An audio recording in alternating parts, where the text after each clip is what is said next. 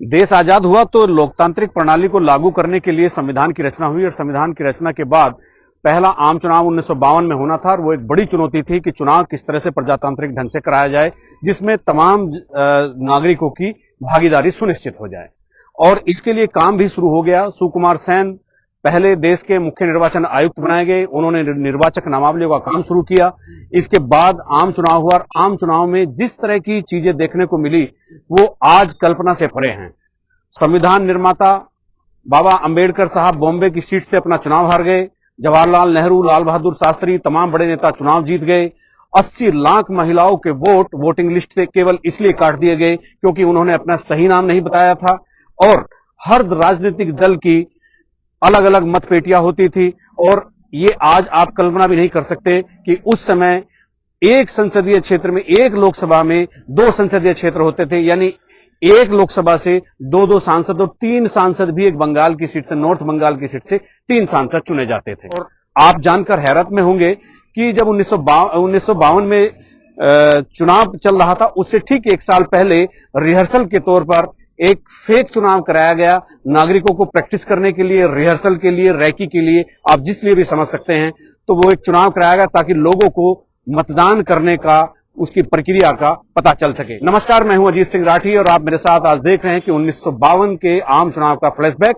और मैं आपको इसमें ढेर सारी चीजें ऐसी बताऊंगा जिनसे आप वंचित हैं, जिनको आप जानते नहीं हैं। और जब आप जान जाएंगे तो आप खुश होंगे वाकई 1952 में किस तरह की हमारी चुनाव प्रणाली थी। भारत के पहले आम चुनाव में तकरीबन 17 करोड़ लोगों ने भाग लिया और 85% लोग पढ़ लिख नहीं सकते थे।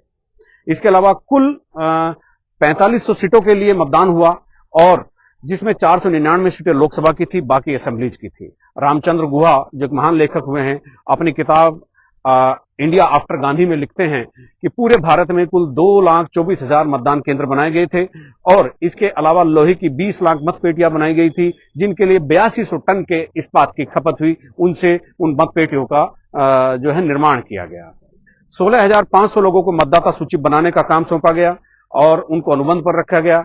और महिला मतदाताओं के सामने खास तौर पर एक परेशानी ये आ रही थी कि वो अपना नाम बताने में हिचकिचा रही थी। जब भी वोटिंग लिस्ट बनाने के लिए वहां पर लोग जाते थे घर पर, तो वो चूंकि पर्देदारी बहुत थी, शर्म लिहाज बहुत थी, लज्जा बहुत थी महिलाओं में, तो वो अपना नाम बताने के बजाय फला की चाची, फला की ताई, फला की मां, इस तरह से वो नाम बता रही थी। और परिणाम स्वरूप यह हुआ, उस झिझक का कारण यह हुआ कि जब वोटिंग लिस्ट का अंतिम वोटिंग लिस्ट जारी की गई, 80 लाख महिला मतदाताओं के नाम केवल इसलिए काट दिए गए क्योंकि उनका नाम ठीक से नहीं लिखा हुआ था। पहले आम चुनाव की दुर्घटनाएं बहुत ही दिलचस्प थी और वाकई एक सबक लेने वाली थी, जिनसे सबक लेकर के आगे की जो निर्वाचन प्रणाली थी उसमें व्यापक सुधार किए गए। और मैं पहले भारत के आम चुनाव में 17 करोड़ लोगों ने तकरीबन भाग लिया था और जिसमें 85% लोग पढ़ लिख नहीं सकते थे। कुल मिलाकर 4500 सीटों के लिए चुनाव हुआ और जिसमें 499 लोकसभा की थी। रामचंद्र गुहा जो बहुत महान लेखक हुए हैं, अपनी किताब इंडिया आफ्टर गांधी में लिखते हैं कि पूरे भारत में कुल 2,24,000 मतदान केंद्र बनाए गए थे और इसके अलावा लोहे की 20 लाख मतपेटियां बनाई गई थी और इसके अलावा भी इतने इंतजाम किए गए थे। मतपेटियों में 8200 टन इस्पात का इस्तेमाल हुआ था। 16,500 लोगों को मतदाता सूची बनाने के लिए अनुबंध पर रखा गया था। और इसके अलावा एक बड़ी समस्या महिला मतदाताओं के साथ थी कि महिला मतदाताएं किस तरह से अपना नाम बचाने में हिचकिचाहट उनको हो रही थी, संकोच उनको हो रहा था और वो उसी झिझक के कारण उनके 80 लाख से ज्यादा वोट महिलाओं के वोटिंग लिस्ट से उड़ा दिए गए। और इस तरह से एक 80 लाख मतदाता, उस समय आप सोचिए, कल्पना करिए, 1952 के चुनाव में 80 लाख मतदाताओं के नाम कट गए।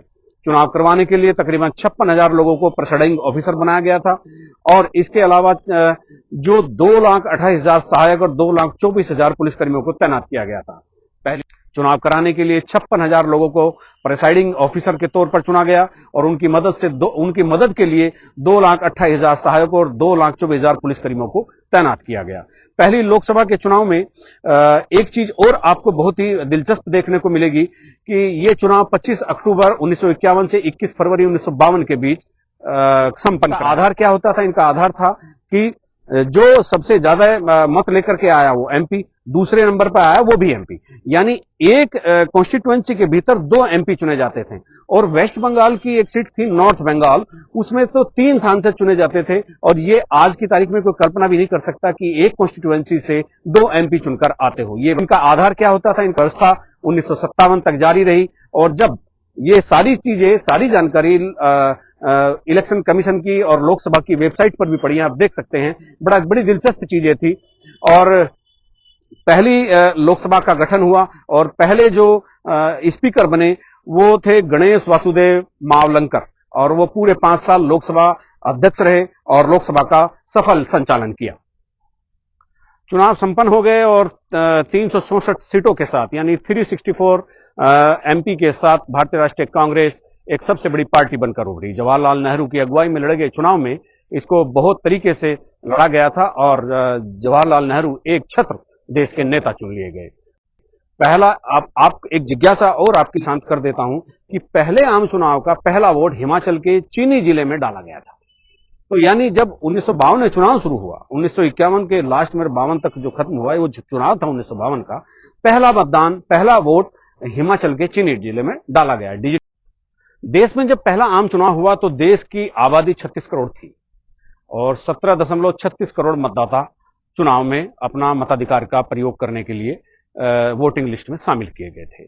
हालांकि उससे चुनाव होने से पहले, अक्टूबर में चुनाव शुरू हुआ, तो सितंबर में एक पूरे देश भर में एक नकली चुनाव कराया गया। और इस नकली चुनाव को कराने का उद्देश्य ये था ताकि जो मतदाता पहली बार प्रजातांत्रिक प्रणाली में वोट डालने जा रहे हैं, उनको वो वोट डालने का पता हो, जानकारी हो कि किस तरह से वोट डाला जाता है। तो उनको एक नकली चुनाव पूरे देश भर में हुआ और जिसमें लोगों ने बढ़ चढ़कर हिस्सा लिया।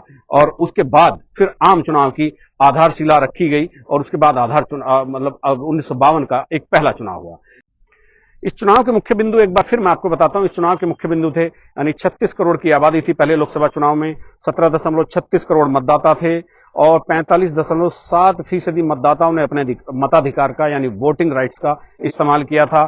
364 सीटों के साथ भारतीय राष्ट्रीय कांग्रेस पहले नंबर पर आई थी और 45% वोट मिले थे आम चुनाव में कांग्रेस को। और पहले आम चुनाव में जीत हासिल करने वाले जो बड़े नेता थे उनमें पंडित जवाहरलाल नेहरू, लाल बहादुर शास्त्री, सुचेता कृपलानी, गुलजारी लाल नंदा, काका साहेब कालेलकर और श्यामा प्रसाद मुखर्जी। लेकिन इसमें एक बहुत जबरदस्त बात यह हुई कि संविधान निर्माता कहे जाने वाले बाबा भीमराव अंबेडकर बॉम्बे लोकसभा सीट से चुनाव हार गए और कांग्रेस के उम्मीदवार से चुनाव हारे। मतलब वो एक अननोन उम्मीदवार थे, बहुत बड़े नेता नहीं थे, उन्होंने अंबेडकर को चुनाव हरा दिया। ये पूरे देश में एक अलग तरह की राजनीतिक घटना थी। जो व्यक्ति राष्ट्रीय आंदोलन में भाग लेता रहा हो, स्वतंत्रता आंदोलन में भाग लेता रहा हो, संविधान की रचना की हो, देश का कानून मंत्री हो, और फिर इनको जो है बॉम्बे सीट से कांग्रेस उम्मीदवार से चुनाव हार जाना। फिर इसके अलावा एक और घटना हुई कि आचार्य कृपलानी भी फैजाबाद के उत्तर प्रदेश से चुनाव हार गए।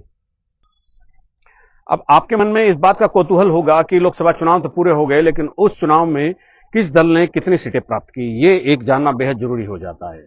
और ये थी बात कि जब चुनाव परिणाम सामने आए तो कांग्रेस ने 364 सीटें जीती और सीपीआई ने 16 सीटें जीती, जनसंघ ने 3 सीटें जीती, सोशलिस्ट पार्टी ने 12 सीटें जीती, किसान मजदूर प्रजा पार्टी ने 9 सीटें जीती और निर्दलीय 37 लोग चुनकर आए।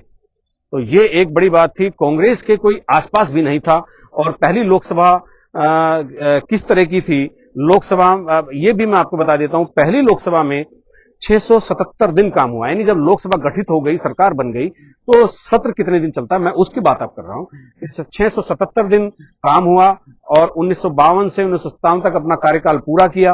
लोकसभा में रिकॉर्ड 677 दिन काम हुआ। पहले लोकसभा के अध्यक्ष जो थे उन्होंने बहुत सफलतापूर्वक उसका संचालन किया। और इसके अलावा भी सीपीआई दूसरी बड़ी पार्टी उभर कर सामने आई और उस समय वोट डालने की उम्र 18 नहीं 21 साल होती थी। और पहले जो आम चुनाव थे सुकुमार सेन की उनकी निगरानी में हुए, जो मुख्य निर्वाचन आयुक्त थे, बड़ी दिक्कतों का सामना भी करना पड़ा।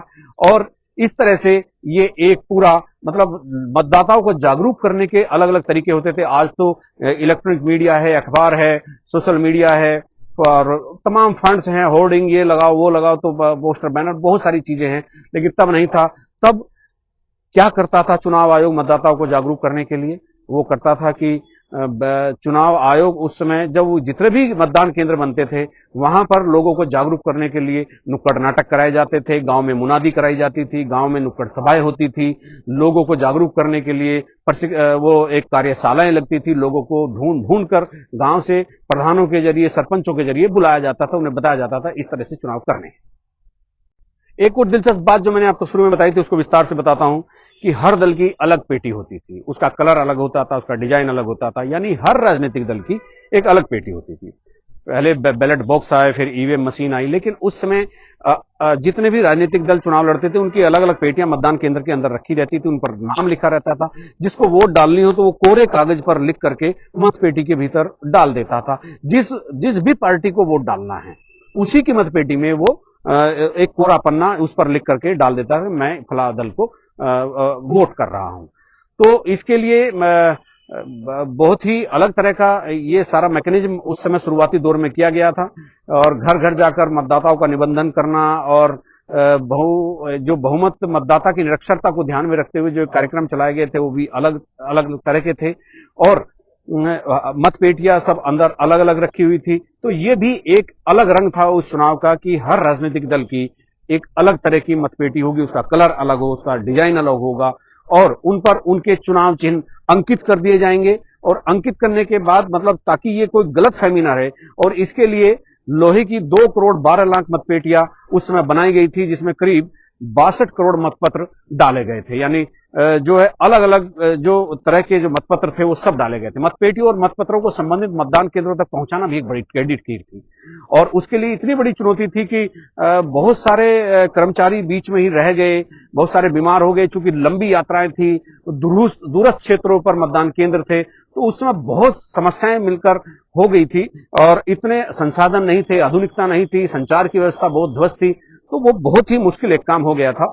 तो इसीलिए बहुत ही मुश्किल से 1952 का वो चुनाव कराया गया। कुछ और चीजें हैं वो भी मैं आपको बताता हूं। उस समय प्रचार के अपने बहुत ही सीमित माध्यम थे, और जैसे ही देश आजाद हुआ और जब ये नई लोकतांत्रिक प्रणाली के तहत संविधान में दिए गए प्रोविजन के तहत चुनाव हो रहा था, तो हमारे पड़ोसी राज्यों में और अंतर्राष्ट्रीय स्तर पर ऐसे 2-3 बड़े पॉलिटिशियन की और राष्ट्र अध्यक्षों की हत्या हुई। तो उस हत्या को लेकर के यहां जवाहरलाल नेहरू की जान को भी खतरा हो गया। तो उस समय कांग्रेस ने ये अपील की चुनाव आयुक्त से कि चूंकि जवाहरलाल नेहरू की जान को भी खतरा हो सकता है, देश अभी अभी आजाद हुआ है, तो जब और अंतर्राष्ट्रीय स्तर पर कुछ बड़े पॉलिटिशियन की हत्याएं हो गई हैं, तो ऐसे में हमें हवाई चुनाव प्रचार की अनुमति दी जाए। तो तब मुख्य निर्वाचन आयुक्त ने उनको हवाई चुनाव प्रचार की अनुमति दी, और उन्होंने हवाई जहाज से भी प्रचार किया, ट्रेन से प्रचार किया। हालांकि बताते हैं कि उन्होंने उसका जो खर्च था वो भी अदा किया, लेकिन उसको लेकर विपक्ष ने उस समय भी एक बहुत बड़ा विरोध किया था कि आखिर प्रधानमंत्री को क्या जरूरत है हवाई चुनाव प्रचार करने की। और तो तब एक बहुत सारी चीजें इस तरह की हुई थी कि जो नहीं होनी चाहिए थी। तो ये विवाद जो चुनाव प्रचार के चलते हैं ये आज से नहीं, ये 1952 से चले आ रहे हैं। तो आपने देखा कि 1952 के चुनाव को मैंने फ्लैशबैक में आपको दिखाने का एक प्रयास किया है, ताकि आप जान जाएं कि हमारे देश में जब लोकतांत्रिक प्रणाली की शुरुआत हुई, संविधान के अनुसार सारी चीजें गवर्न होनी शुरू हुई, चुनाव होने शुरू हुए, तो तब उस तरह की क्या क्या चीजें थी और किस किस तरह की चीजें यहां पर उभर कर सामने आई थी, क्या क्या दिक्कतें आई थी। एक ही लोकसभा में 2-2 कॉन्स्टिट्यूएंसी होती थी। ऐसी तमाम जो रोचक चीजें हैं जो हमारे लोगों को नहीं पता, इस पीढ़ी को खासतौर पर नहीं पता है, तो उनके लिए ये वीडियो बहुत ही फायदेमंद है। आप इस वीडियो को जरूर सुनिएगा। अगली बार मैं मिलूंगा और एक ऐसे ही इतिहास में दबे हुए पन्नों को उखेड़ने के लिए, उठाने के लिए, आपको पढ़वाने के लिए, आपको दिखाने के लिए, जब 1952 में सरकार बनी तो उससे पहले नेहरू क्या चाहते थे।